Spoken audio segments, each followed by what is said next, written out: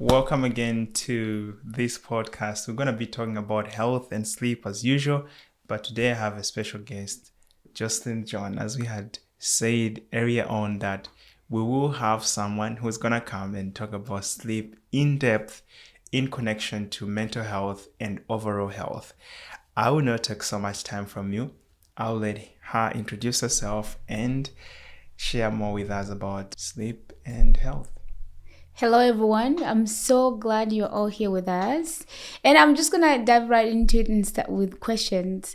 How is your mental health? Have you been feeling irritable, maybe a little bit on the edge than normal? How about your memory? Are you finding difficulty remembering things? Have you seen changes in your problem solving and decision making abilities? That's what we're doing today, diving into that link between mental health and sleep and looking at the impact of sleeping less than 7 hours consistently on your brain. What exactly happens actually when your brain is not getting enough sleep, and what is the impact on your mental health overall? Did you know that consistently sleeping less than 7 hours per night is actually dropping your memory capacity by 40 to 70%, also increasing your odds of having workplace injury by 62%? So we are looking at all these risks and also empowering you with proven tools to actually mitigating these risks, because at the end of the day, we do want to improve and change our habits so that we can take care of our mental health and our sleep. So that's what we are going to be looking into. And of course, I work as a registered nurse, and I've been in sleep science for around 7 years now. Nice. And my training has covered the holistic aspect of sleep, so looking at all different areas of sleep and how they're related and how they all affect sleep. So for example, lifestyle, stress, and when we talk about stress, of course, we're looking at hormones and the stress system. So my training was really deep in those relationships, as well as thyroid issues, gut health, exercise, nutrition, and how they all affect sleep. We do have a visitor here. We are in a podcast. Would you like to come in? All right. So okay. Without taking much time, I want to introduce something that we will be using. There's something here. There's knowledge and application. And the reason why I have this, so the way that this is set up, I want everybody watching to know that this is not just a knowledge podcast. It's going to be knowledge and application. So I've set this up as a workshop style, meaning it's intended to support your transformation around sleep and mental health, as opposed to just giving you the knowledge. As we go along, I'll be giving it over to you to reflect on some things and give you some tools that you can use to apply. So I'll be lifting this up when it comes to application. I'll be saying it's application time, but we will start with knowledge time. It's gonna be knowledge in the beginning, and then we'll jump to application. Awesome. That's beautiful. That's beautiful. Okay. So you can actually take us through the presentation. Tell us more about. Yeah, so let's first off establish, we can just move on and establish what we're going to cover. Okay? All right. Yeah, that's very important. While we're doing that, I'm thinking, is it okay later on that I can ask a few questions about the topic after you have presented? Because I think there's so many questions I have about sleeping and mental health in general. Of course, I think that would be great. But first, in order for us to start, it's really important to understand what sleep deprivation is and the impact it has. So today we are specifically looking at sleep and mental health, but sleep affects our entire body. So research has demonstrated that there is actually objective impairment. That means that impairment that's not subjective. You can say I'm happy or I'm sad. That could be subjective, but when I say objective impairment, means like things that have actually been measured, that are standardized, things that can happen to like all people across populations. So there is objective impairments for when we don't sleep enough, meaning for adults, when we don't get that 7 hours consistently. And these impairments are pretty much all over the body. So cognition and mental health will cover in more details, but I wanted to also say that there are other problems as well on skin, on our heart, increasing risk for heart disease and stroke. Also, there's increased risk for cancer, different types of cancer, like breast cancer. And then, of course, there is increased risk for metabolic diseases, specifically diabetes. Okay. So then today, though, we are going to cover specifically on the brain. I want people to remember that even though we are covering the brain and mental health, there are other things that we can benefit from sleep. It's not just cognitive health and mental health. But mental health, of course, affects other areas. So just to put that out there. But the objectives were basically that we are going to uncover that relationship between mental health and sleep. Awesome. And then we will look at how both are related. And then in the end, also, we will look at some of the symptoms. How do you know that the mental health symptoms you're experiencing are related to poor sleep? Because there are other reasons why you could be having mental health problems. Knowing that mental health is holistic. Lack of sleep is not the only cause of mental health. There are other reasons. But it's also important to know when mental health is affected by poor sleep, then when there are symptoms of poor sleep, you already know that's low-hanging fruit. You can fix it by improving your sleep quality. And then we're going to actually explore some great techniques and tools, but also allowing you in the process to apply and make those customized and personable habits. Because in the end, advice and recommendations can be so vague, but it's also good for someone to know, how do I apply this to my own life? So there will be opportunity for customization. Just a quick question to people viewing or listening may say, you know what, how applicable is the application process? Is like something very big that I might not be able to apply today, or it's broken down in small things that I can be able to apply day by day? When I talk about application, I think the queen of application, because I'm that person who constantly applies what I learned.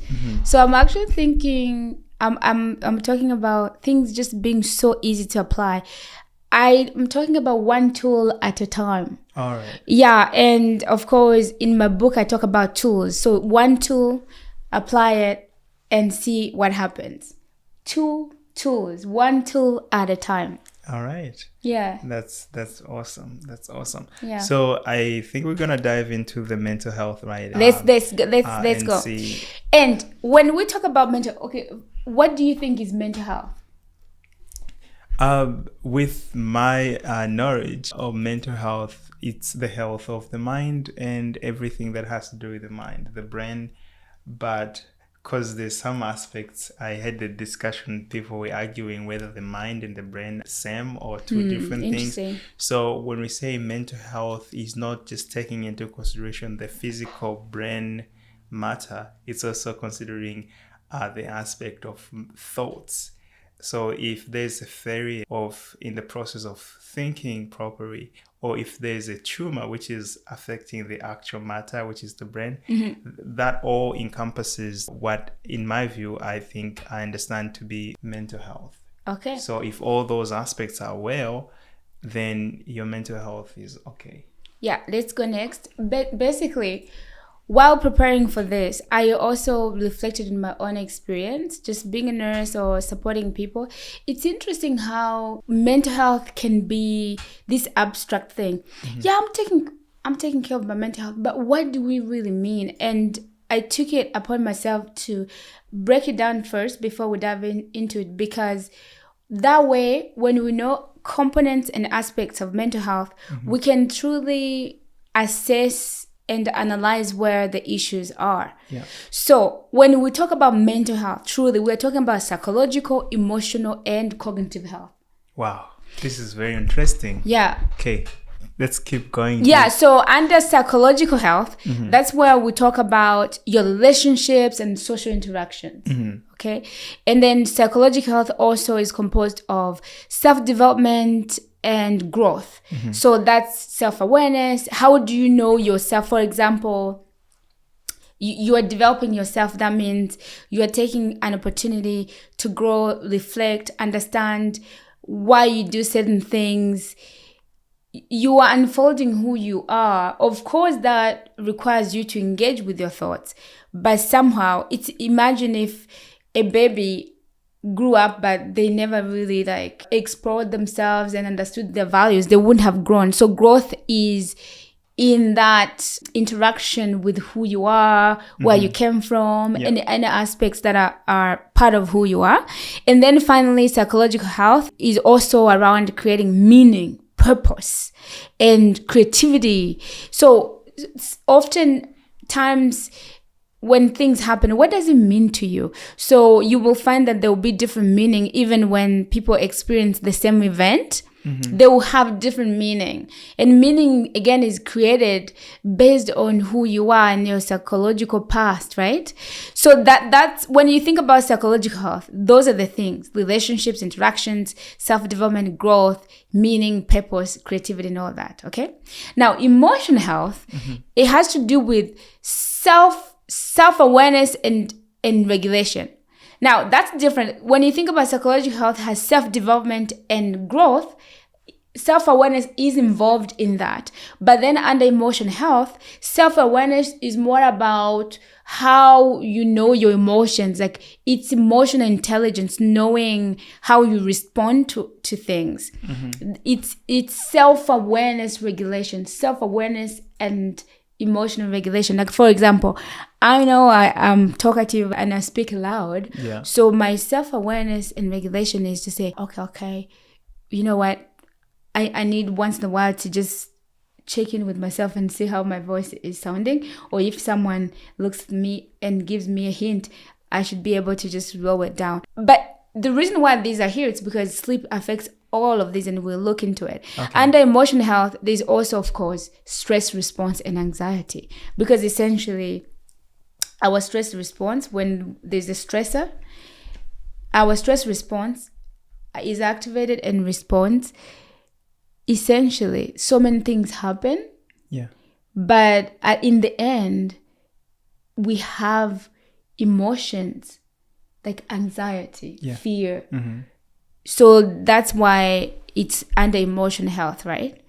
And then under emotional health, there's effective communication, because I actually say this all the time. Communication is not just a skill, but it's also an emotional affair. Because how you feel within yourself, if you don't feel confident, if you are not happy with yourself, that is going to affect how you show up. So that's why effective communication is under emotional health as well. Awesome. Makes sense? And then cognitive health, the easiest way to think about it is thinking, learning, and memory. That's really your cognition. And this is why even in healthcare, when we categorize disease, we say they have a cognitive or degenerative disease, and their cognition. How is their cognition, right? We will look at if they have any disease like dementia, that's under their cognition. So that's how I broke it down so that we can easily really dive right into this without confusion. So just to clarify with me, I'm clarifying with you. Yeah. You are actually saying my ability to sleep perfectly will affect positively our psychological health, emotional health, and cognitive health. My inability to sleep will also affect these aspects of mental health in a negative manner. That's right. And I'm going to dive right into that next. Right. So I think let's go deeper and understand how does this work. Yeah, but then before we move on with the knowledge, let's do application. All right. So we are at the application side. I want to ask, this is basically a good reflection and activity. And I'll ask these questions that are under different areas of mental health. Yeah. I want people listening to answer them honestly, and this will be the step to start to help them understand if what they're going through could be related to sleep. In the end, self-awareness is really important. Again, I think my disclaimer is coming up. Again, even though I'm not here to diagnose you with your mental health or treat you, but you understanding what's going on, or your understanding, is going to matter. Even when you go to the doctor today, they will ask you, how are you feeling? You need to be able to answer. If you have really reflected that, it's going to actually enhance that patient doctor, or enhance that relationship with your healthcare provider. And it actually will enhance the outcome. So let's do this activity together. So I will ask them questions, and then we will give some time to think about them. So just before you ask them the question, do you want them to actually respond, or take a paper and write them down, or just think about the question? What's the most applicable approach that is more guaranteed to give them results? I think the best is to write them down, because the questions will still be here. Okay. At least they should be, if they can, write the answers, because it will be interesting. And also, writing is the best way to access the brain, by the way. If you are struggling with what's happening, you're like, I'm overwhelmed, just start writing. It will bring out the ideas faster than if you were trying to talk. All right. Awesome. Yeah. So I do encourage writing. Journaling has been proven to work very well. Awesome. And in terms of sharing on the video, of course, for confidentiality and comfort levels, people don't have to share those details, but this is more for them. Okay. If it can really be helpful for them, let them please write it somewhere, because it's going to help you. Later on, you can look at it and take better actions, right? Awesome. Let's dive into it. Yeah. So under emotional health, the question is, do you find yourself more irritable and a little bit on the edge? I tell my story a lot in my book, especially how when I was sleep deprived, I was so irritable and on the edge. I would used to look at a cat. I would just be like, why are you looking at me like that? You're just irritable. You were responding.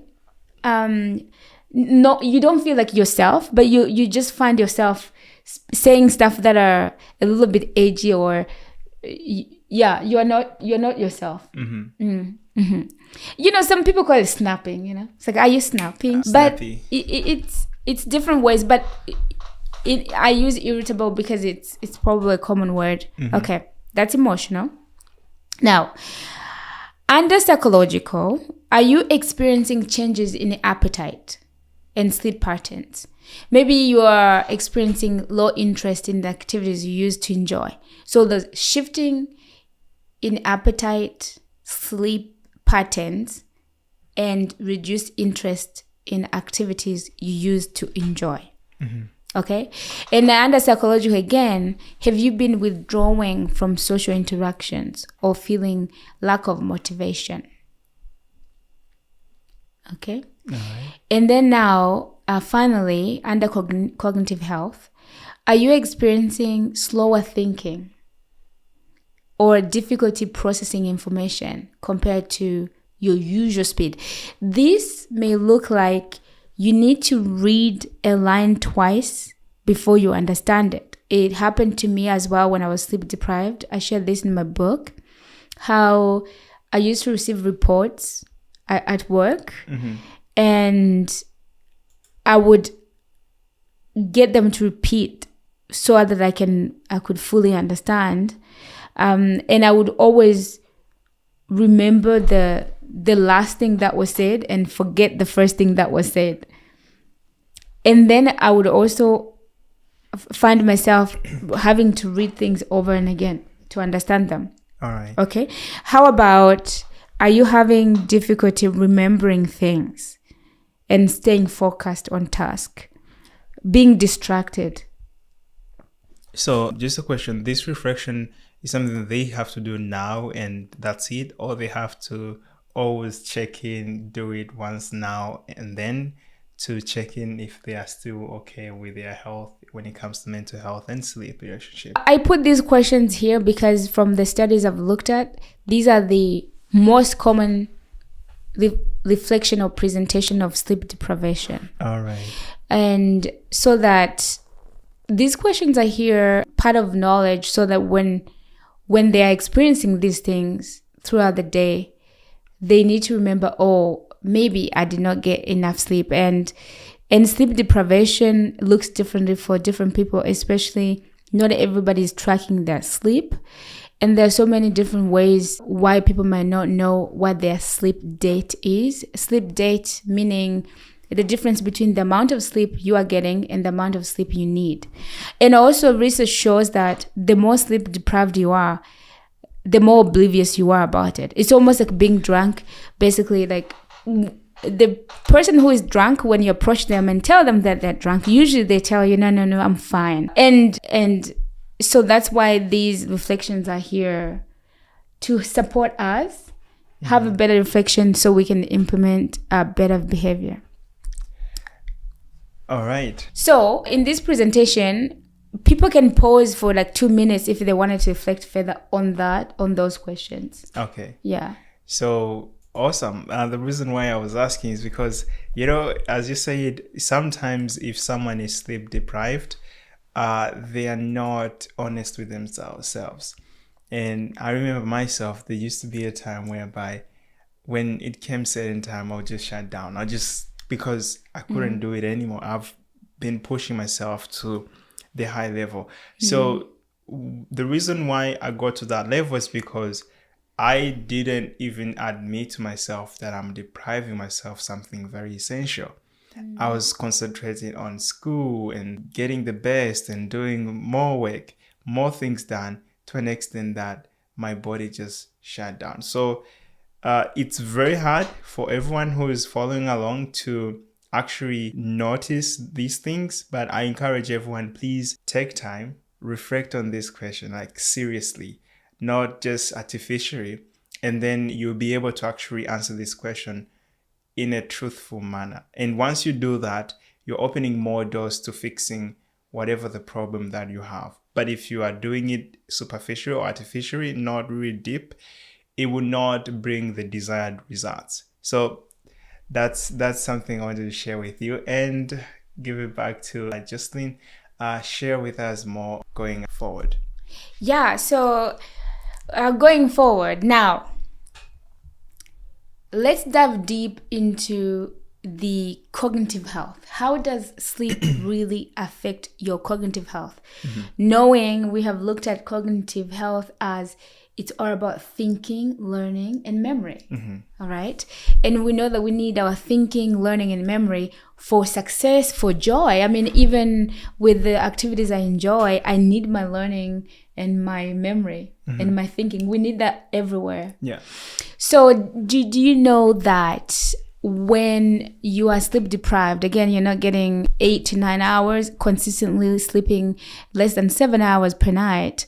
Did you know that sleep deprivation is dropping your learning ability by 40%? 40%? 40%. This is according, I have my references at the end here.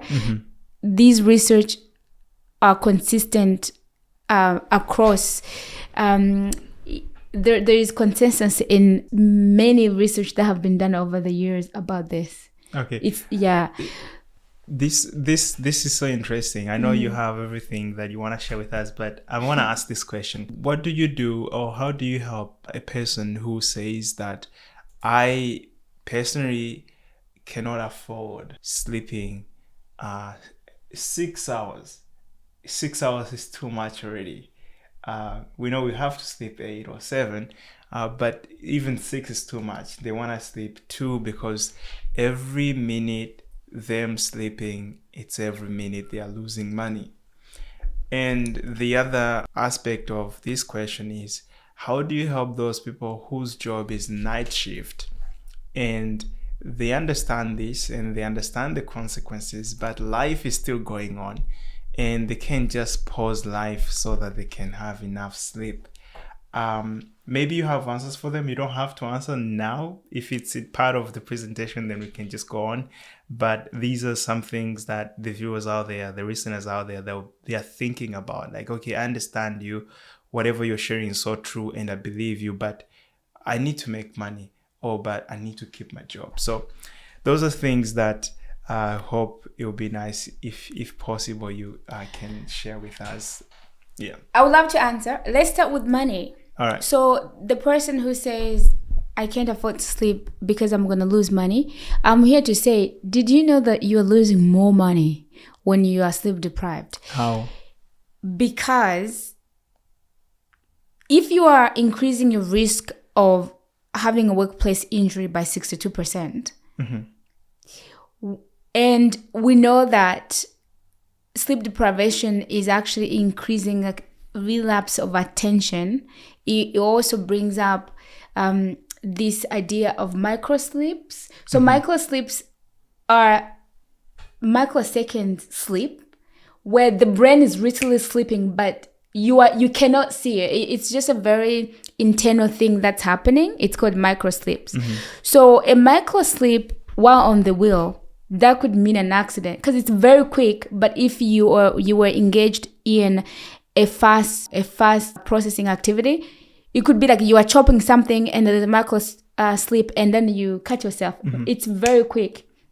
And as we know that the way that our brain works, everything is processed at microseconds level. Yeah. For those of you, when you remember biology, even like cellular activities, this happens and then this happens. Things are happening very fast internally. And then we get to see the outcome of those activities. So that's what I mean by macro sleep. It's happening, but it's going to affects reaction time. So instead of reacting quickly, it takes longer for you to react because of that micro sleep. Awesome. So that's one way. I'm not saying that you are sleep deprived and you're going to have an accident right away, but there is high statistics we're going to cover it, of people actually unfortunately being in car accidents. But that's not just that, but we're also talking about, so that's accidents. And then decision making and problem solving. I mean, if you want to make money, either you work in an area where the job is prepared for you, you just have to do it to make money. I'll give an example for me as a nurse. My job, I have to take care of patients, and professionally and safely, that requires me to actually critically think and make the right decisions. So then if I say that I'm sleep depriving myself in order to make money and pick up more shifts, that doesn't work, because in the end, I will end up making mistakes and it's actually going to affect my performance, which is pretty much what I talk about in my book here. How sleep deprivation affected my work and my performance. And I talk about how I forgot became the most expensive phrase in my... So just to conclude about the money, it seems like you might be making more money by not prioritizing sleep. But unfortunately, that plan is not sustainable. For that person, I would say, let me know how that goes for you. Like over time, it's not sustainable. Also, there's research that has been done demonstrating how much companies lose through sleep deprivation. So as you can see, there are just so many things that can happen through cognitive abilities or declining cognition. You could be losing money. But also, did you know that just one night of sleep deprivation reduces your natural killer cells that support your immune system by 70%? You have such a high risk of being sick. So calling in sick, look at this, sick days and high risk for accidents. And also when we're sleep deprived, we don't manage stress very well, which I will show. So you might end up like me. I talk about it in my book. You end up taking more time off. I actually talk about it in the book how it's ironic that I worked so hard to try and make money, but I end up taking like 3 months off work and it wasn't paid. So there is lots of evidence to show that you will actually make more money if you take care of yourself, your mental health first. Awesome. So hopefully, but I don't want them to, because another aspect of that is like the scarcity mindset as well, and the fears as well. Because if you have so much fear, like, oh, if I don't sleep less and work more, I'm not gonna be able to like afford my living, take care of my family. So it's also important to look into ourselves and see the fears that are running our lives, even though this is the fact that you will actually end up making more money, be more productive when you take care of yourself first. That's the fact. But then what is the fear behind? There might be another processing that the person has to do. Yeah.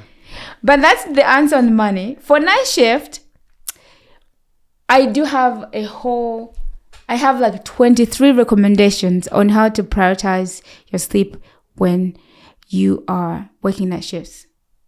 Awesome. So that will be another time. Awesome. But there are ways to recover better, prioritize your sleep while working night shifts. So I can work my night shift and still be okay, not terrified as to the consequences of lack of sleep. The consequences are, of course, pressing. They are minimized if I follow. Yeah, they're pressing for people who work night shifts, but then there's ways to mitigate through those. Okay. And again, like I said, I have 18 to 23 recommendations. All right. We shall look at those recommendations sometime, but thank you so much. Now we can go back to the cognitive health and sleep, how it affects the brain. Thank you so much. Yeah. So one way is through learning, dropping the learning ability by 40%. And the reason why sleep deprivation is dropping learning by 40%, it's because of relapse in attention. And also we have this like memory overload. Mm-hmm. So what happens is we have this place in our temporal lobe somewhere here, mm-hmm, on both sides, called hippocampus. Yeah. So hippocampus is where the information goes when it's first encoded or when we first learn it. Yeah. But that hippocampus is actually cleared up during sleep. Yeah. So if you lose sleep and then you lose another night of sleep, then your hippocampus has not been cleared. So what ends up happening, you basically have this memory overload. So you get into this area where you have like this fuzzy feeling. Research actually shows that people end up making up information because you have this fuzzy feeling because your memory is full. You're like, did Jack tell me this or not? Because it didn't quite get in. But you know that someone talked to you at one point, but you don't seem to have evidence for it. Mm-hmm. Then you just end up, naturally people end up making up a story of, I spoke to Jack and he said A, B, and C. And then they come to Jack and Jack says, no, I didn't say that. Awesome. I see how lack of sleep can affect our memory, and it's pretty much common out there. And another thing I wanted to highlight is shrinkage of frontal, temporal, and parietal lobes. So there is basically shrinkage of some areas of the brain as a result of sleep deprivation. And these are like areas that affect judgment, behavior, language, knowing what, right from left. Wait, so when these areas shrink, that affects our ability to do those functionalities? Yeah, when you think about shrinkage or brain, it's mm-hmm. all about like space and capacity. Because it's like, and we also have heard, I'm sure most people have heard of neuroplasticity, right? Yeah. This idea that like our brain evolves, new cells are created. So it's all about the capacity. So the smaller the brain, right, you just don't have enough as much capacity. So if an area is shrinking, then it just means that you have reduced capacity in that area. Awesome. Mm-hmm. And essentially, like I said, you end up having not just inability to acquire new memory, but you also lose memory, because the memories that have come when the hippocampus was overloaded, those memories are lost, and then often people start making up the memories. Awesome. And lastly, on cognition, very, very, very important is, unfortunately, sleep deprivation has been linked to the risk of degenerative disease. Specifically, when we're sleep deprived, we also are deprived of the cleaning of these beta amyloid proteins that have been linked to causing Alzheimer's disease. So when you say degenerative diseases, you're meaning Alzheimer's, Dementia. I see. Yeah, but yeah, the one big example that has been shown over and over in research, it goes back to, there's even like research studies from like 2008 that have shown that. And consistently, even the newer studies continue to confirm. So what happens is, as we use our brain, as I talk, toxins are being built up in the brain. And some examples of toxins in the brain is the beta amyloid protein. Okay. Everybody's brain is gonna accumulate these toxins. At night, there is an adaptation that actually happens in the brain to allow the cleaning of these toxins at a faster rate. Did you know that at night, the brain cells naturally adapt, by adaptation, they will shrink to just allow the cerebral spinal fluid to go in between the cells to clean out these toxins at a rate of 10 times faster than during the day. Wow. So that is very impressive for me, that I really want to catch my night sleep, because the cleaning is actually happening really fast. And my mentor, when I was going through sleep training, she explained it very well. She said, when you have a party, you can try to clean while the party is happening, but often you're not doing a good job. But then when everybody leaves, then you can really clean, get all the garbage out. So that's the same thing with the sleeping. Yeah, so that's why you can the cleaning can happen while you are awake, but it's not the same thing as when you are sleeping. Yeah, again, naturally, the brain has an adaptation that happens to make that night cleaning more efficient, and like I said, 10 times faster, which is impressive. Awesome. Now I'm more curious to hear more about the emotion aspect of how sleep affects our emotions. I don't know whether we have any practical thing to do for this section of the one we just finished before we go to the emotion, or we're going to have another application sometimes later. So around the cognition, I wanted to go over all different aspects, but I think these areas, as we go, it's helping the people who didn't answer those questions now to even answer, because now there's even more information. They get to see how visceral it can be, and then it will help them relate to those questions more, right? I see. I just have a question on cognition. So I've had this problem for a while. Slurred speech. Slurred speech. What does that mean? Slurred speech is like when someone is speaking and they don't make sense. Like, you know, when someone is drunk. Oh, I see. And okay, basically from the research I've read, like 2 days, like when someone has lost sleep for 2 days, they can start like hallucinating. The hallucination, we'll talk about that later. But the slurred speech happens mainly because of the shrinkage of those areas in the brain. I see. Yeah, and it becomes really difficult because those parts of the brain also affect language. Awesome. That's why. And also research shows that a sleep deprivation brain is equivalent to a drunk brain, because when they did brain scan studies, sleep deprived brain versus a drunk brain, it found out that lack of sleep was 0.10 alcohol levels, blood alcohol levels, which is the same thing as legal limit for driving. So it's almost like like 19 to 24 hours of sleep deprivation lands you as someone who is drunk. You get that? So that you can see how that can cause like language problems. Okay. As far as emotional is concerned, it's all about the irritability where people are not responding. You have this heightened emotional response.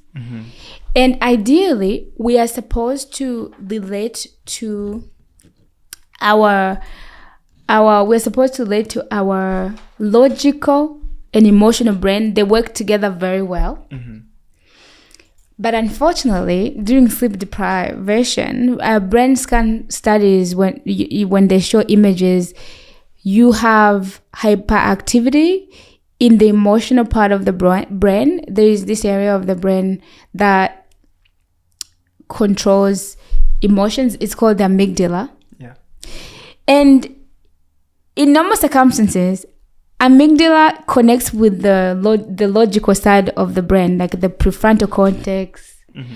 But during sleep deprivation, unfortunately, the connection between amygdala and the logical side of the brain is cut off. So now, under sleep deprivation, we are basically flying off of the amygdala, the emotional brain. Even if we're connected to the logical side is also reduced in capacity, but we're not even connected to it. So that's how the heightened emotional decisions end up happening under sleep deprivation. And research shows that in the end, under sleep deprivation, we end up taking riskier decisions. Like financially, people would see a deal that's really bad as a great deal, for example. Or you may just go on a date that you probably would never go on under logical circumstances. Yeah. And also research shows that sleep deprivation, because of that, we are seeking only, again, the emotional part of the brain is running the show, leading us to only seek pleasurable, happy things like dopamine releasing things. Yeah, so people will end up eating like high calorie foods, eat extra calories. So this is where the statement sleep on it came from. Because if you are sleep deprived, you're better off actually delaying that decision and making it later on when you have enough sleep. So what is sleep on it? Sleep on it is a phrase in English that when someone is talking to you, hey, that deal we're supposed to, what do you think? Should we go for it? We're supposed to say like buy a new land for a business and they're offering it at this amount. We are considering different factors. Is it located? Is it the right location? And we are having a team meeting. This is for the company. Yeah. And then they say, you know what? And the CEO goes, oh yeah, thank you for reminding me. Thank you so much for your contributions. Let's sleep on it. Awesome. Let's reconvene tomorrow. Sleep on it. Yeah, so it's a statement that people used to say, I will think about it a little bit more. It's because sleep is actually going to help you really like make a better decision. Better, yeah. Awesome. And speaking of processing, sleep is basically Matthew Walker, the neuroscientist who wrote Why We Sleep, refers to sleep as overnight therapy. I'm not saying you should stop going to a therapist and just sleep, but it is there to help with that extra emotional processing. Both non-REM and REM sleep actually help us process the emotions. So that's why sometimes a problem that looked really, really big, you sleep and you wake up, you're like, no, that wasn't even a big deal. That's why another really big impact of sleep deprivation is catastrophizing. What is that? Catastrophizing is basically right now someone saying, hey Jacques, you know what? I need you to come to, maybe you just had let's say the flat tire, but then because you're sleep deprived, it would look like the world is coming to an end. Like it's a big deal. Like it becomes more depressing. Like, so catastrophizing is basically like a small problem becoming like you feeling like it's a huge problem. So we do that because again, everything is emotionally heightened because we're not connected to the logical side of the brain. So everything is amplified. And also it's because of reduced mental energy. Sometimes there's not enough energy to really like think about things, and you just end up, again, you're flying on the amygdala. Actually, I do have a question. Speaking of mental energy, I hear that the brain uses about 20% of the entire energy. 25% actually. 20 to 25% of our, like, because glucose use, right?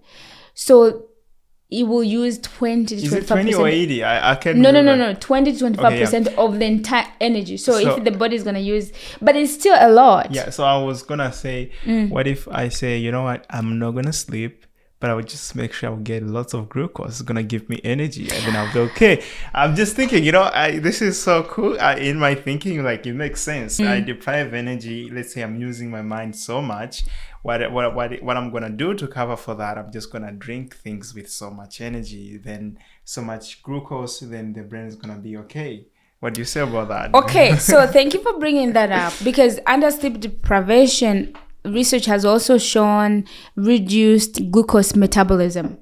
So the ability of the brain to actually use the sugar is reduced. And in fact, I read research a while ago that the glucose adaptation or glucose use specifically in the prefrontal cortex, in the decision-making area of the brain, is quite reduced. So for people listening, we need to remember that when you take something that has sugar, the body also needs to have the right capacity to metabolize and use the sugar. So that's what's being reduced under sleep deprivation. And that's also another way that sleep deprivation causes diabetes, because it will reduce glucose metabolism. It will increase, like, it will impair insulin function. Yeah, and then there will be more sugar in the bloodstream, but it's not being processed. That's right. I see. So you will take, you got it. Awesome. Yeah. Right. And then there's hallucinations. Like 2 days of sleep deprivation, you can get hallucinations. And this happens in the hospital a lot, like where patients sometimes they see things that are not there. Yeah, that are not there. And it has to do with stimuli management, because your brain is running low on everything, as we already discussed. Yeah. So it's not very good at now, like managing and sorting through stimuli. Oh, I see. So then you start seeing things that aren't there. Okay, this point sounds so easy, but just because I have been in the shoes of someone who's not sleeping for so long, and I remember there was a time I think I almost spent about a week only sleeping about 1 hour. Oh my goodness! So when you say hallucination, did you? For me, I would say I don't believe in hallucination, and considering my past history, I don't think I had hallucination. That's why I want to ask you, are you able to explain, like, just make it clear, hallucination, you spoke of stimuli, how does that process happen? And if it does happen, which is true because you found that in research, what can you do, or what can we do to make sure we are not actually being slowly, gradually going into that mode or condition without our knowledge? That's a great question.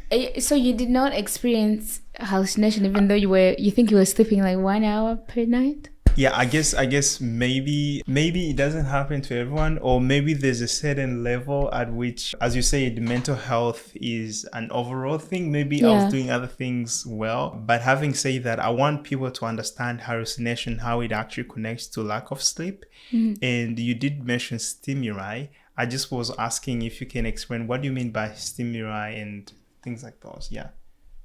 Just a little bit. Yeah. Well, from the research I looked at, they're basically describing hallucination as seeing things that aren't there. And this is not happening in 100% of people. I think it said around 80%. So then I don't know the circumstances why it didn't happen, but that's very interesting that it didn't happen. And yeah, so I think it's all about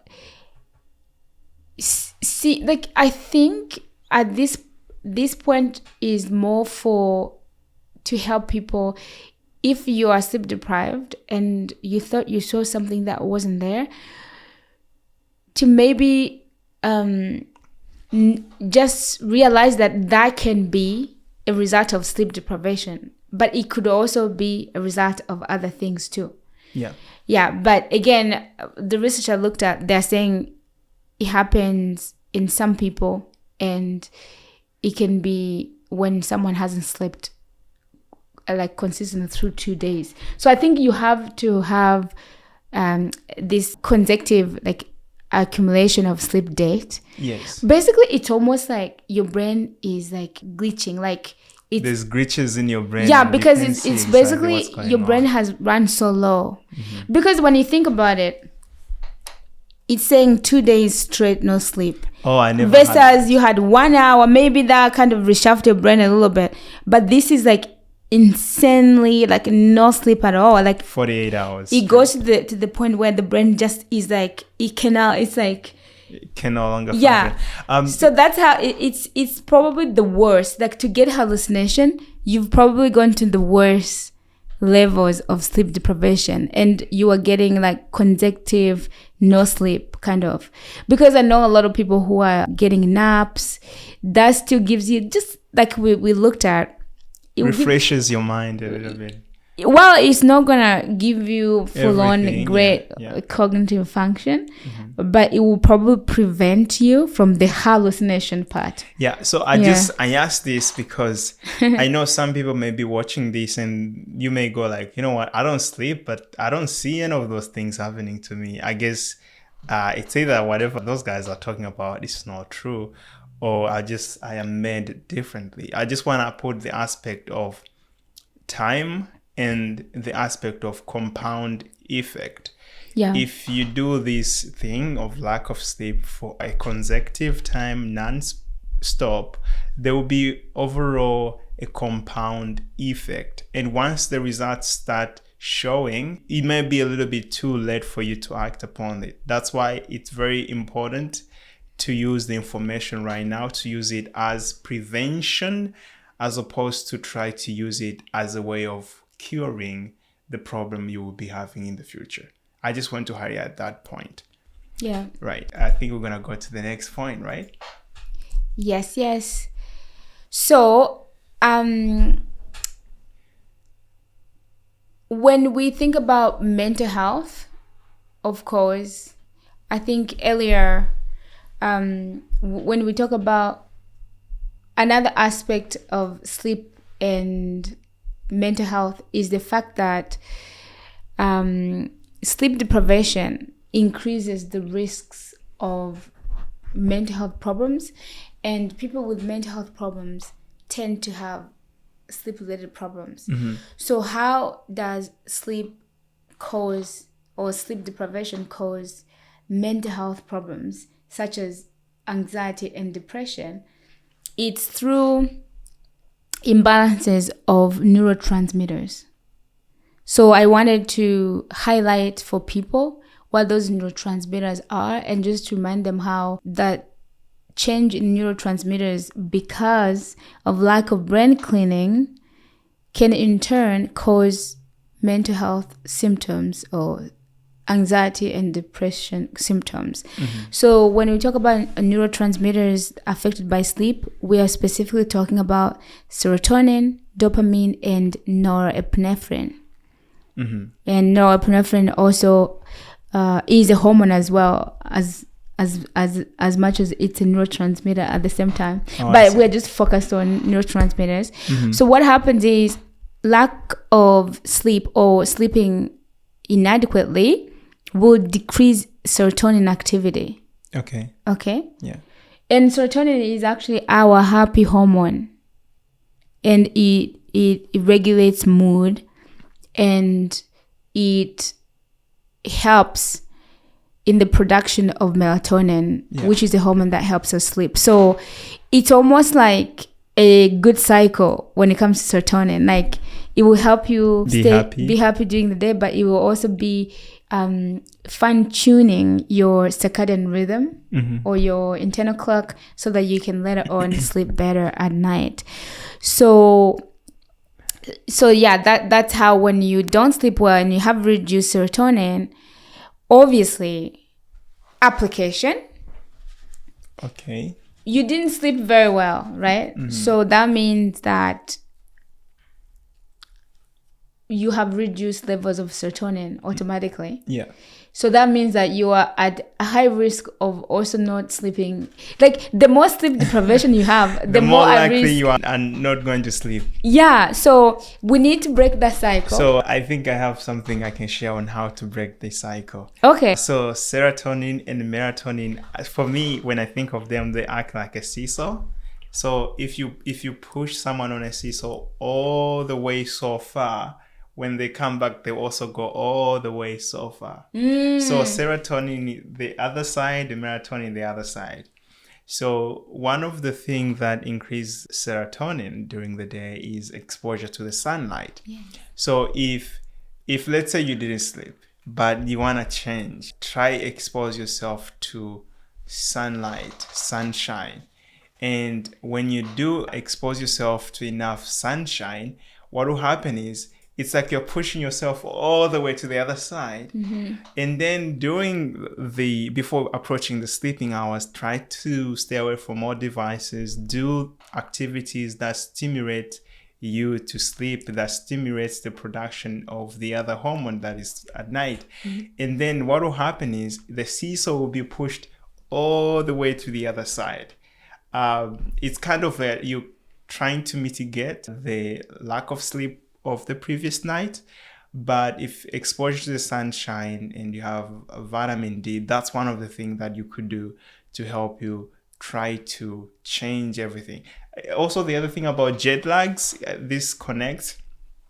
If you expose yourself to sunlight or sunshine at a certain times, and let's say right now it's daytime here, I'm gonna go to a place where it's gonna be night. The other side, I want to expose myself to darkness right now during the daytime, and during the nighttime, I want to expose myself to the light to kind of reduce the effects of jet lag when I get the other side.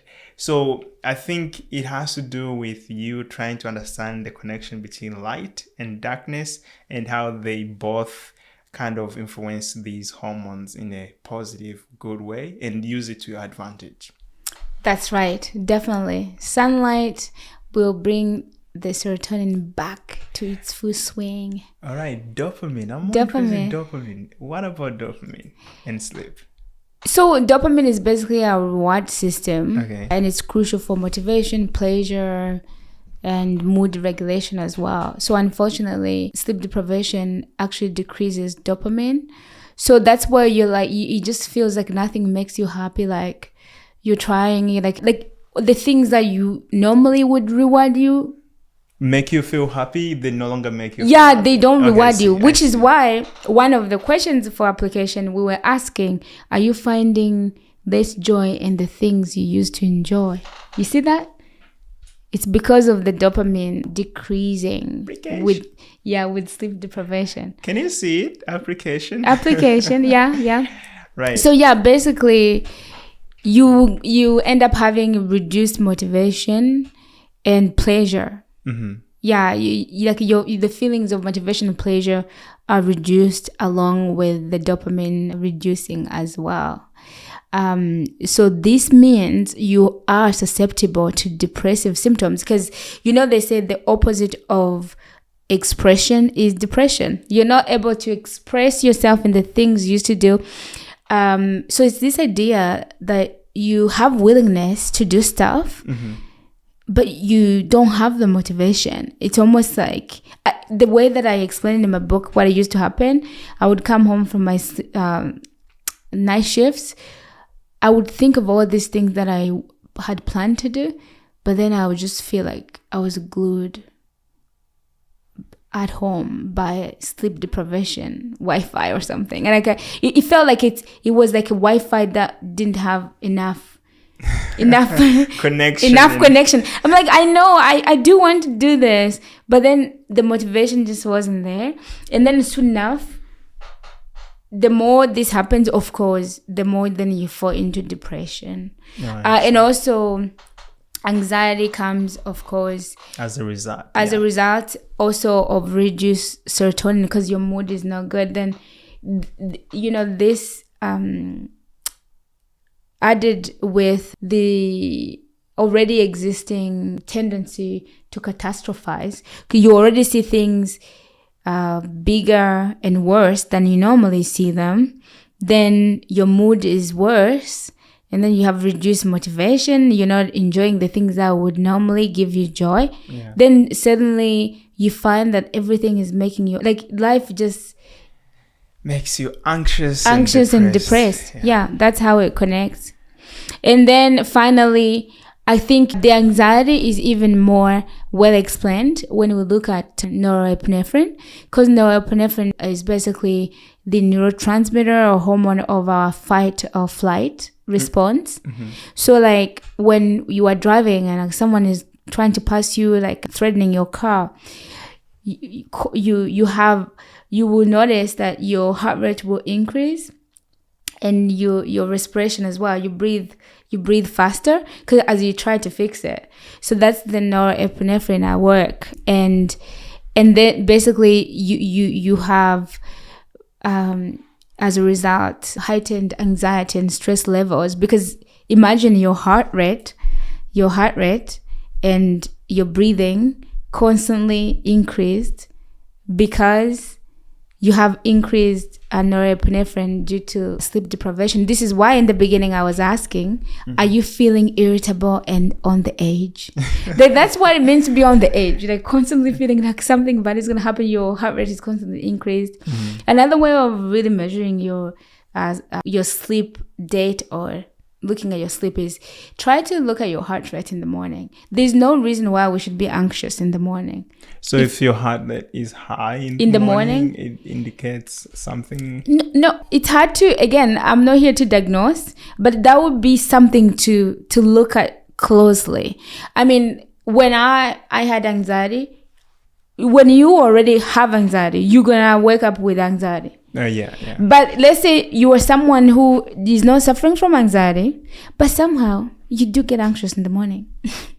No, I see. Yeah, and then you have to like, it's not like a fixed way, but heart rate is gonna be a great way to measure how calm we are. And of course, we know that sleep is supposed to regulate our hormones to allow us to walk into that morning glory with calm.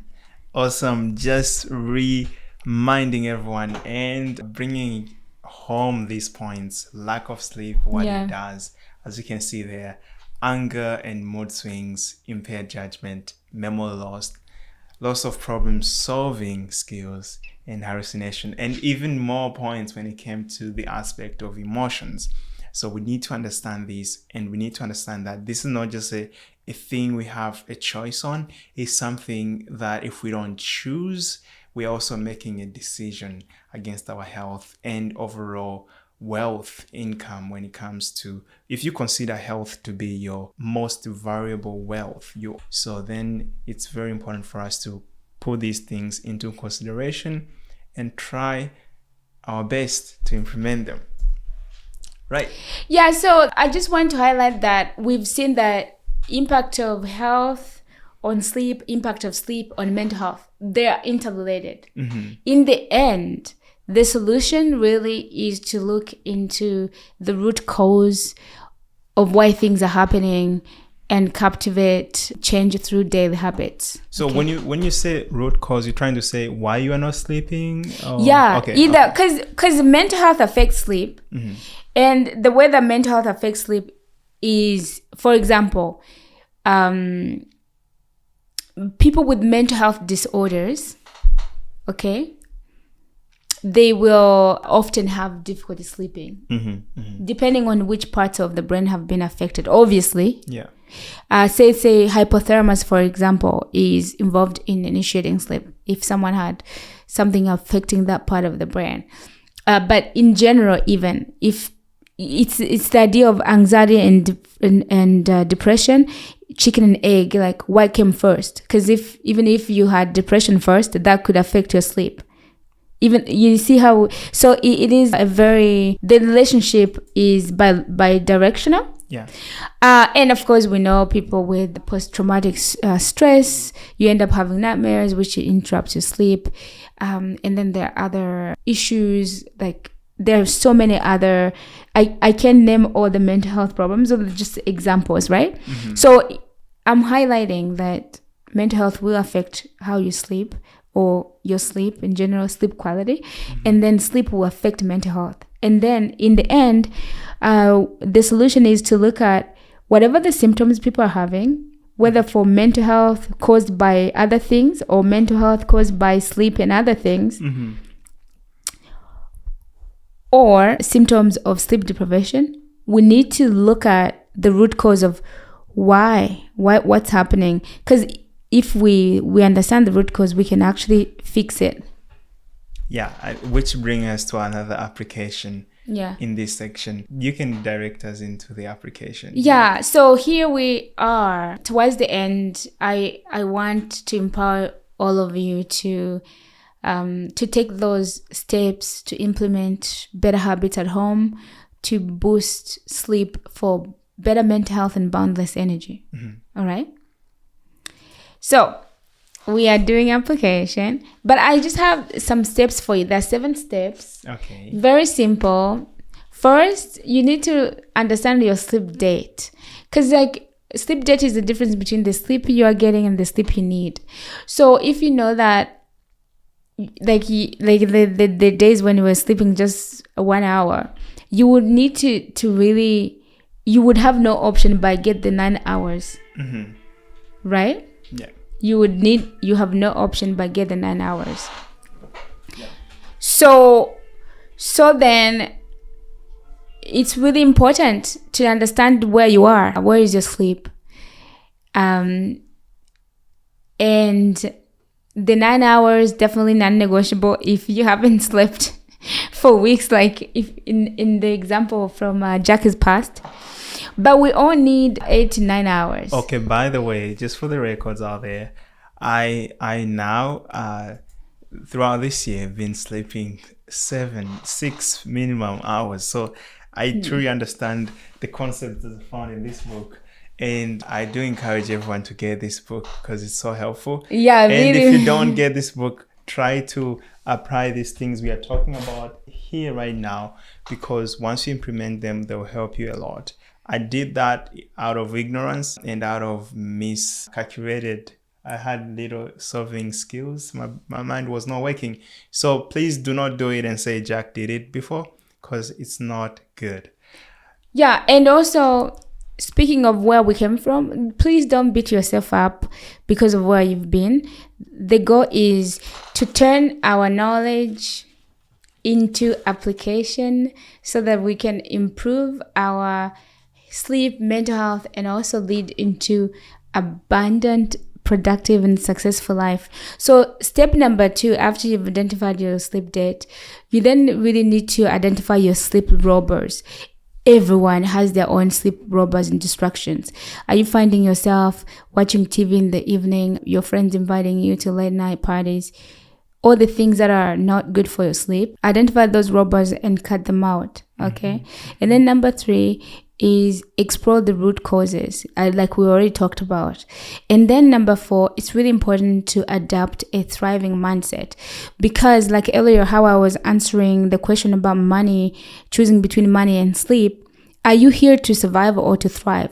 Because if you're here to survive, it means like you can try and survive and just die off, right? But if you're here to thrive, you are looking at a long-term game. You want to live until you're like 100, right? And you want to have sustainable productivity. You don't want to just be successful on a Wednesday. You want to be productive on Wednesday, but productive throughout the week. You know, you don't want to just shine on that one project because you didn't sleep throughout the 2 weeks you prepared for it. Shine on that, and then just your performance decline for the next 3 months after that because you burn yourself out. We're talking about a thriving mindset where you actually want to look at long-term game and have that sustainable productivity and success. And of course, healthy eating is non-negotiable. In my book, I have a chapter on nutrition and sleep. So all about that here in chapter 6. And then exercising and sunlight, they go hand in hand. Like today, I went to exercise in the park. So I get both. I get to exercise, I get the sunlight. We all talked about the importance of sunlight. And then, of course, having a proper sleep hygiene. In addition to identifying your root cause of your sleep problems, you also need to couple that with proper sleep hygiene. And sleep hygiene is all about making sure that your environment is cool, good temperature, right temperature, is dark, is also calm, okay? And comfortable as well. Just to add on that, because we want to spend almost 3/4 of our life in a room that's dark. Try to make sure that this room is well ventilated. It's not moldy, because that also can affect your health greatly. Yeah, that's true. And again, there's more. Sleep hygiene, chapter 7 is a 24-hour sleep makeover. In that chapter, it gives you everything you need to do when you wake up in the afternoon, 4 hours before bed, 2 hours before bed, so that you can actually have a good night's sleep. 24-hour sleep makeover in chapter 7. So it will have all the sleep hygiene recommendations. So those are the good application things people can do at home. Yeah. And then lastly, if you're wondering, we already covered how many hours we need because we are adults. So we've been talking about ourselves that we need 8 to 9. And we looked at all the consequences that happens when people are getting less than 7 hours, such as a drop in memory capacity by 40 to 70%, 40% drop in learning and taking on new information. Yeah. And also we looked at unfortunate shrinkage of the frontal cortex, temporal lobe, and the parietal lobe, and reduced decision making because of low activity in prefrontal cortex. Actually, research has shown that there is up to 50% reduction in decision making, which means you're not only not making good decisions, but you are also increasing the risk of taking riskier and healthy decisions. So it's almost like double problems there. So lastly, I want to leave you empowered with 7 tools that exist in my book. So it gives you exactly where to get the tools and what page. On page 26 to 36, there's a sleep cycle toolbox there. We talk about stress response. So it really helps you how to the sleep cycle toolbox, it's helping you understand your sleep stages, what does what. And we talked about memory processing, emotional processing, and sleep being overnight therapy. You get to know when to sleep and what stage is doing what for you. And then looking at page 37 to 40, you get to utilize the sleep date reflection there to understand where you are and your sleep date and how to address it. And then page 62 to 70, you get to utilize the stress cycle presentation. Stress cycle is so important, but everybody knows we have a stress cycle, but it's important to understand the stages in the stress cycle. And when you understand where you are in your stress cycle, it really helps you understand what action you can take. There's 3 stages. So I go over that in page 62 to 70. And then page 72 to 73, I have there the Zen Flow tool. This Zen Flow is to literally help you end your stress cycle. Because if you just know how the stress cycle works, that's not enough. I then give you the Zen Flow to help you end the stress cycle, to understand what you can do. Let's say right now you're overwhelmed. That tool is like, take away the overwhelm. And then page 71 to 72, we have the self-permission tool. Like, I think the person who thinks, oh, I have to be working so hard to earn money, sometimes you just need to give yourself permission to take care of yourself first. And it's a process. And then throughout the book, I have end of chapter journaling prompts. I ask you different questions, and you can use that as an effective tool for fostering mindset shift, to really understand what you need to do to prepare your mindset and beliefs in order to take the right actions and implement the habits. Because we know knowing is not enough. You've got to really look within and talk to yourself and figure out what's preventing you internally as well, not just externally. So that helps with that. And then finally, I have meditations, and these two called Sitting Down with Your Emotion in chapter 4 and chapter 7. And really it helps you with relaxation and emotional balance, so you can actually create environment for that tranquility and, better peaceful sleep. So you can see my book has 7 different tools. I give you exactly where you can go for these tools to really improve your mental health and sleep. All right, awesome. It was very, very, very helpful and awesome. And I hope you've gained so much value. And if you did, please subscribe, share, comment, and like it. The other thing I just want to point out, some people do mention that, people usually never slept entire 6-8 hours. They would actually have a nap and wake up and nap. For me, what I'm just going to share is that as long as you are getting enough rest, that's more important, because maybe it's kind of impossible for you to get that long period of time of sleep right away. But as science has been showing and over, is that it's very important for us to get enough hours sleep. Obviously, this topic does not just talk about sleep. When I talk about sleep, I think of resting, and I think of so many things that has to do with resting, taking time, reflecting, journaling, because all those things affect your mental health. And it's truly an amazing thing.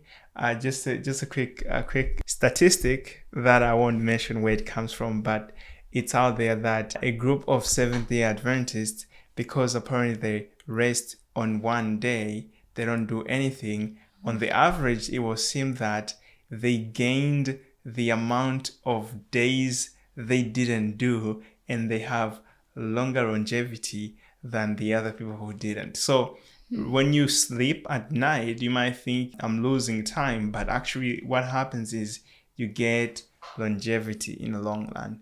That's something we can think about. And the reference, as you can see there's the reference, and there's so much more. And stay tuned for so much information coming ahead in the future. Thank you so much. And it was a privilege to share this information with you guys, and have a good one.